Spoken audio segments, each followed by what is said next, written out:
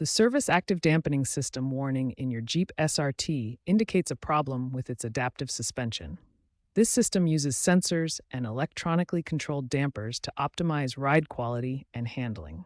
The warning can be triggered by several issues, including sensor failures due to dirt, corrosion, or damage. Electrical problems, like wiring corrosion or electromagnetic interference from aftermarket accessories, software glitches in the suspension control module, or physical wear and tear on the dampers and related components. Identifying the root cause is the first step toward resolving the issue.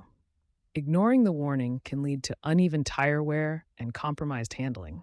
Start with basic troubleshooting before seeking professional help. Start troubleshooting the SADS warning with DIY diagnostics using an OBD2 scanner to read fault codes like C1A01 for damping control issues or U1417 for invalid data from the suspension control module. Try resetting the system by cycling the ignition 5 to 10 times, which can clear temporary glitches without any tools.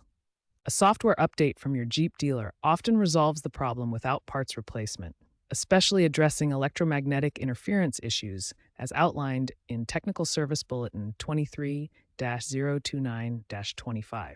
Inspect sensors for damage and clean them with electrical contact cleaner to remove dirt or corrosion that can cause false readings. If hardware replacement is needed, faulty sensors typically cost $100 to $200 each, while dampers can run $500 to $1,000 per axle. Prevent future issues with regular inspections every 10,000 miles and by avoiding aftermarket modifications that could interfere with the system's wiring.